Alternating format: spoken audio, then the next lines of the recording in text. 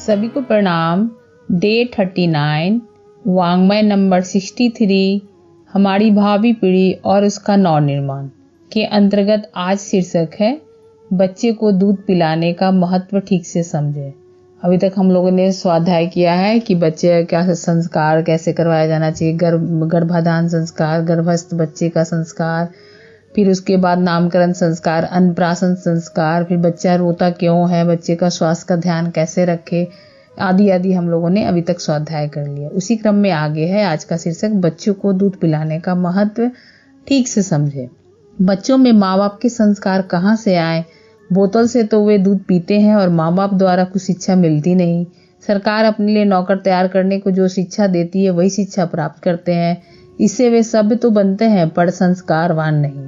संस्कार संवर्धन में माता पिता के विचार, व्यवहार और प्रशिक्षण का महत्व तो है ही। माँ द्वारा बच्चे को अपना दूध पिलाते समय भी उसमें सूक्ष्म रूप से घुले संस्कार बच्चे को प्राप्त होते रहते हैं। शिशु द्वारा स्तनपान का यह पहलू भी महत्वपूर्ण है।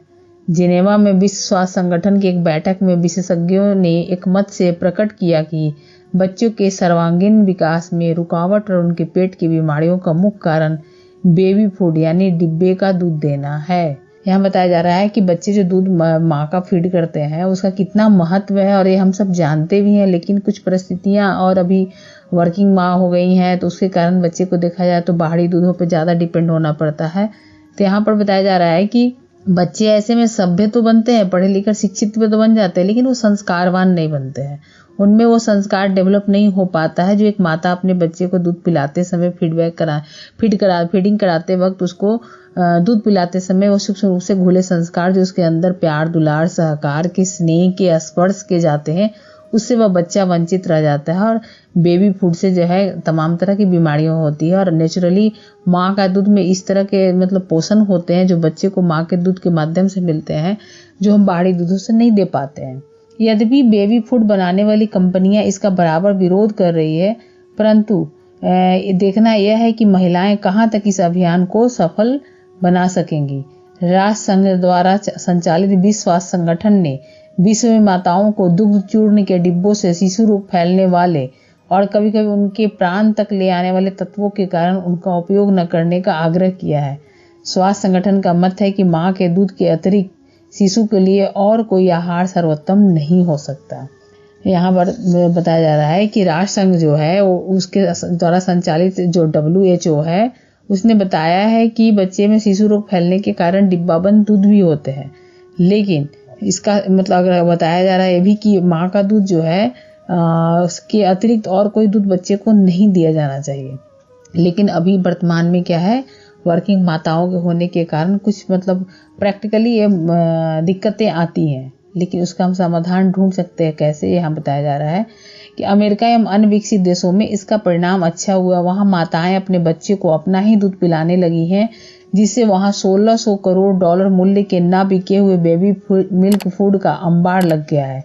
बेबी मिल्क फूड की निर्माता कंपनी अपने भ्रामक लुभावने विज्ञापनों के द्वारा इसको भारत एवं अन्य विकासशील देशों में विक्रय करने में लगी हुई है।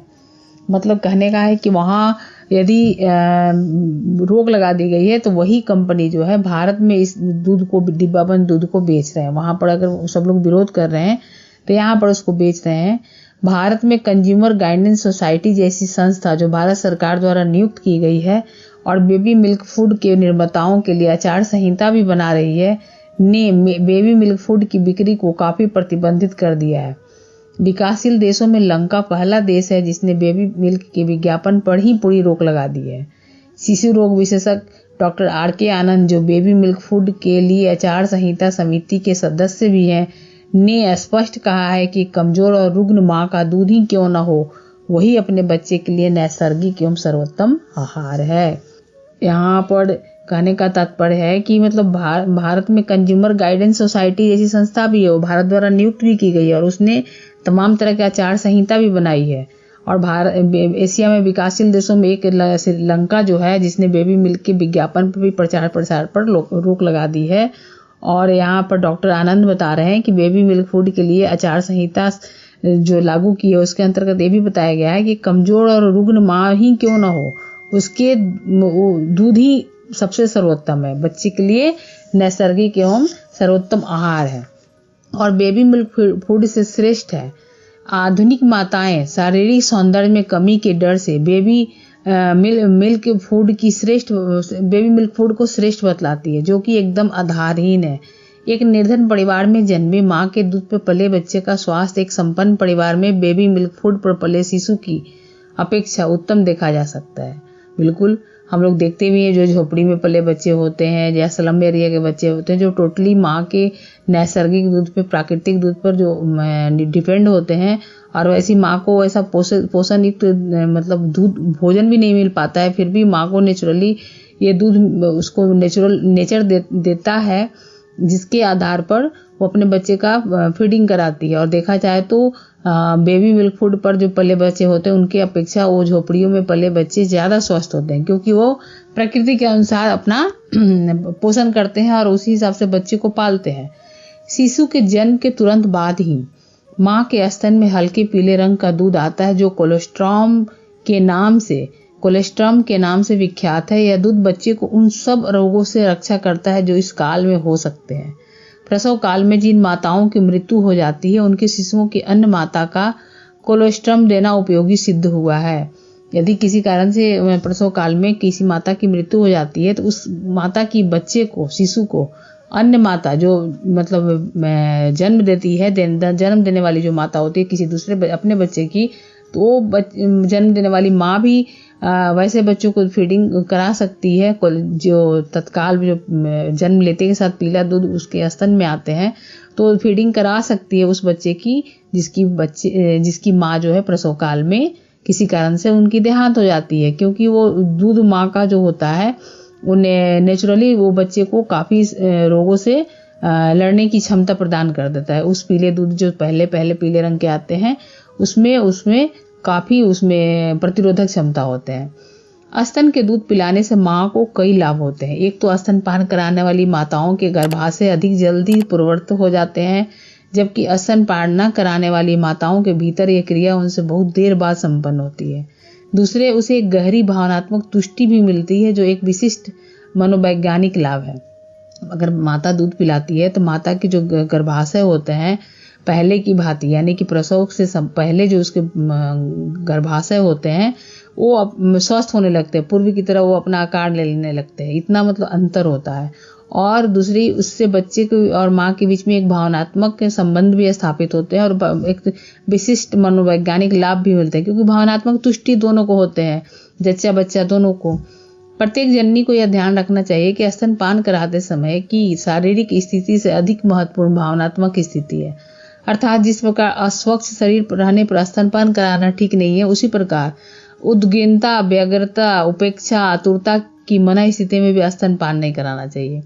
बच्चे को दूध पिलाते समय माँ द्वारा कोई मनोरंजक पुस्तक पढ़ते जाना या दूसरे से गपशप करना अथवा हड़बड़ी उतावली में रहना शिशु के लिए अस्वास्थ्यकर सिद्ध होता है। वस्तुतः स्तनपान करते और कराते समय शिशु एवं जननी दोनों को ही प्रशांत, प्रफुल्ल मना स्थिति में होना चाहिए। शरीर में किसी भी प्रकार का तनाव नहीं रहे, प्रत्युत शीतलन की स्थिति रहे। जहाँ दूध पिलाया जा रहा हो वह स्थान भी विश्रांतिदायक, शांतिपूर्ण हो, वहाँ गर्मी या ठंडी की अधिकता ना हो, चारों ओर का वातावरण प्रसन्नता वर्धक हो। दूध पिलाते समय जननी को पूरी तरह दत्तचित्त होकर बच्चे को स्तनपान कराना चाहिए। उस समय माँ में जितने ही श्रेष्ठ, शुभ और उत्साहपूर्वक विचार उठेंगे, बच्चे के भीतर उतना ही अनुकूल प्रभाव वह दूध उत्पन्न करेगा। अतः प्रत्येक जागरूक जननी को स्तनपान का महत्व भली भांति समझना चाहिए। उसे एक विशेष कर्तव्य समझकर अति उच्च मनोभाव के साथ, यानी अति ऊंचे मनोभाव के साथ संपन्न करना चाहिए।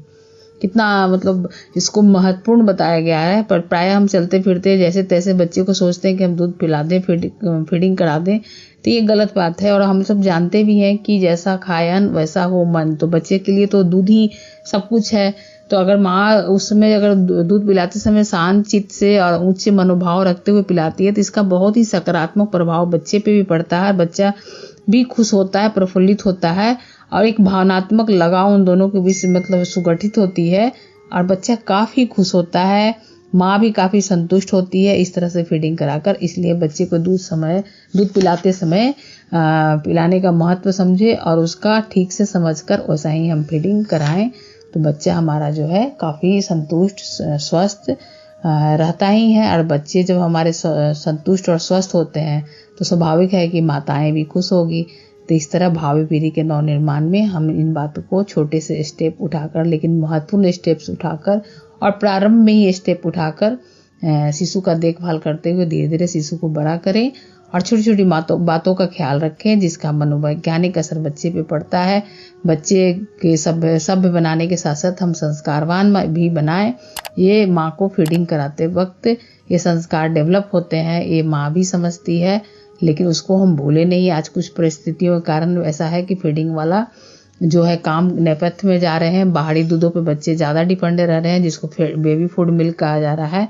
तो इसको कहीं से ही माँ के दूध की अपेक्षा जो है इसको काफ़ी निम्न माना गया है और माँ के दूध को ही सर्वोत्तम आहार और नैसर्गिक आहार मानते हुए बताया गया है। और ये हम सब जानते भी हैं, लेकिन हम कितना अमल करते हैं वो ज़्यादा महत्वपूर्ण है। सभी को धन्यवाद। अब हम लोग नेक्स्ट डे मिलते हैं। Thank you. हमारे YouTube चैनल को सब्सक्राइब करें और बेल आइकन को दबाकर ऑल पर क्लिक करें ताकि आने वाले सभी वीडियोस की नोटिफिकेशन आपको मिलती रहे।